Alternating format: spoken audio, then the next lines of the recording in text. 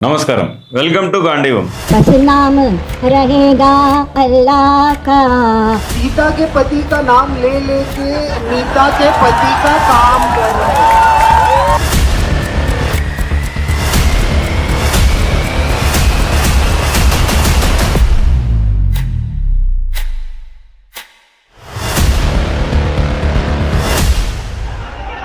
इन्हें बाहर करिए।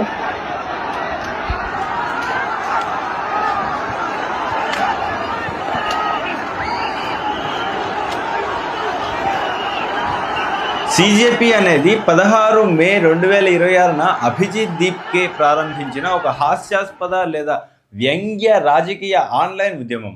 సుప్రీంకోర్టు చీఫ్ జస్టిస్ సూర్యకాంత్ ఒక కేసులో కొందరు నిరుద్యోగ యువతను కాక్రోచ్లు లేదా పరాన్న భుక్కులు అని వ్యాఖ్యానించినందున ఆ పదాన్ని పట్టుకొని సోషల్ మీడియా ఉద్యమం ప్రారంభమైంది. తర్వాత నీట్ యూజీ 2026 పేపర్ లీక్, పరీక్ష అవకతవకలు, విద్యార్థి ఆత్మహత్యలు వంటి సమస్యలపై దృష్టి సారించి కేంద్ర విద్యామంత్రి ధర్మేంద్ర ప్రధాన్ రాజీనామా, పరీక్ష సంస్కరణలు, బాధిత కుటుంబాలకు నష్టపరిహారం వంటి డిమాండ్లతో ఉద్యమం ముందుకు సాగింది. సిజేపీ ముఖ్య నేతలు అభిజిత్ దీప్కే దీని స్థాపకుడు ఇంకా అధ్యక్షుడు. బోస్టన్ యూనివర్సిటీలో చదువుతూ ముందు ఏఏపీ సోషల్ మీడియాలో వర్క్ చేసిన వ్యక్తి. ఏఏపీ అంటే తెలుసు కదా, ఆమ్ ఆద్మీ పార్టీ. ఇక next Saurav Das, chief spoke person, investigative journalist. ఇక థర్డ్ వన్ విజేత దహియా, మరో స్పోక్ పర్సన్, రాజకీయ పరిశోధకుడు, రచయిత, మినీ ఫిల్మ్ మేకర్ కూడా. మరో స్పోక్ పర్సన్ అశుతోష్ రాంకా. ఈ నేతలు ఉద్యమాన్ని డిజిటల్ నుంచి గ్రౌండ్లోకి తీసుకురావడంలో కీలక పాత్ర పోషించారు. ఢిల్లీలో జంతర్ మంతర్ వద్ద జూన్ 20న ఒకరోజు ధర్నా నిరసన ప్రదర్శన నిర్వహిస్తామని అంటే పోలీసులు అనుమతి ఇచ్చి సాయంత్రం 5 గంటలకు అక్కడ ఖాళీ చేసి వెళ్ళిపోవాలి అని చెప్పారు.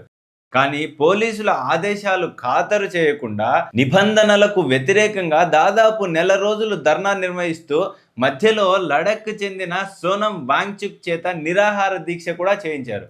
వాళ్ళు ఎంత రెచ్చగొట్టినా పోలీసులు ఏ ఒక్క రోజు దౌర్జన్యం చేసి వారిని చెదరగొట్టకుండా మౌనంగా ఉన్నారు.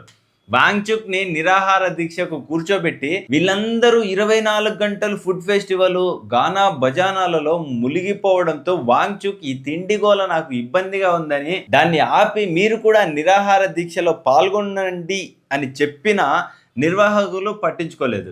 ఈలోగా వాంగ్చుక్ ఆరోగ్య పరిస్థితి క్షీణిస్తోంది.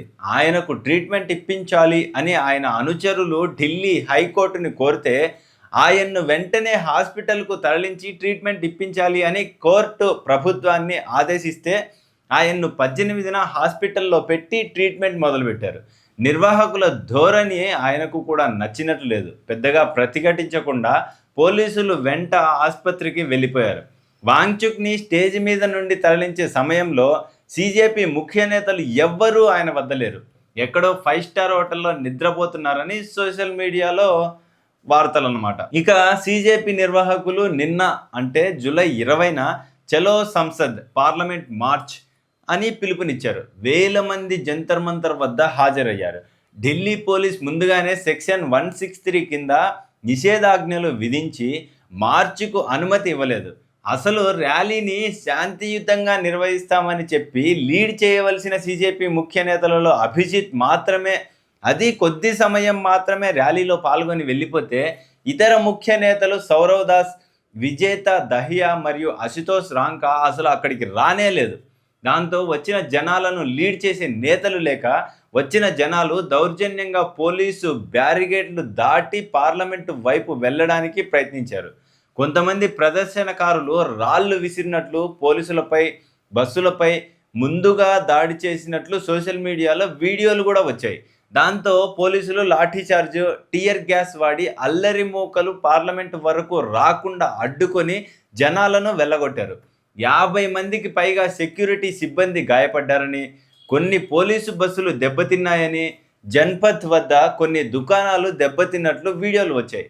70 మందికి పైగా నిరసనకారులను అరెస్ట్ చేశారు.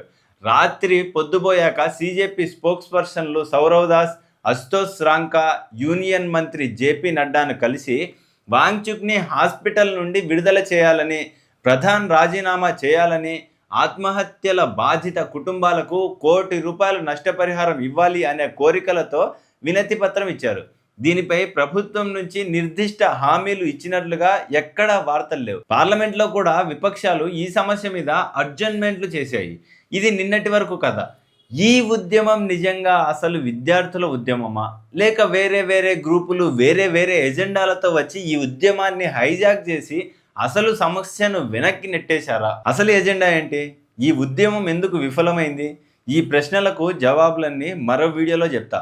ఈలోగా పై ప్రశ్నలపై మీ అభిప్రాయాలను తెలియజేయండి.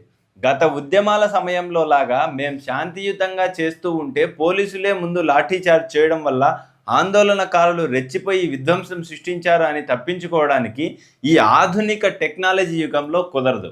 ప్రతి చిన్న సంఘటన మొబైల్ ఫోన్స్, యూట్యూబ్ ఛానల్స్, కెమెరాలతో రికార్డ్ అయిపోతున్నాయి. కోర్టుల్లో రుజువుల కోసం ఇటువంటి సమయాల్లో పోలీసులు డ్రోన్ కెమెరాలు కూడా ఉపయోగిస్తూ కేసులు పెడుతున్నారు.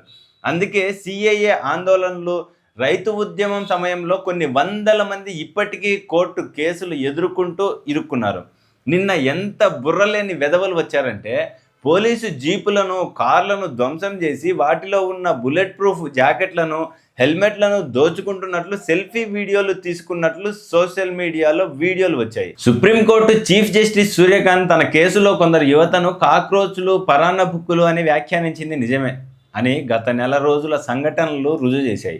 ఈ ఉద్యమంలో అసలైన బాధిత విద్యార్థులు, యువత 1% ఉంటే సిజేఐ గారు చెప్పిన మిగతా వారు 99% ఉన్నారు.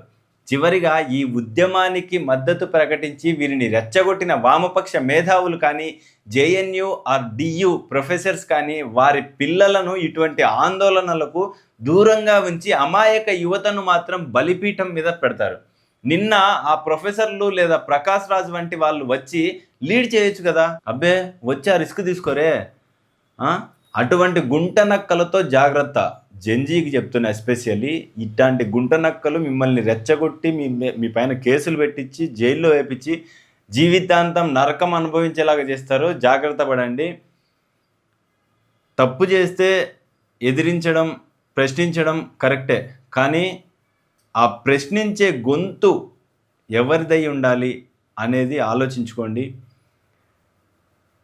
సో జెన్జీకి నేను చెప్పేది అయితే ఇంతే. ఇప్పటివరకు ఆయన వీడియో చూసి మీకేమనిపించిందో కామెంట్ రూపంలో తెలియజేయండి. అండ్ వీడియో లైక్ చేయండి, షేర్ చేయండి, ఛానల్ సబ్స్క్రైబ్ చేసుకోండి. జై హింద్.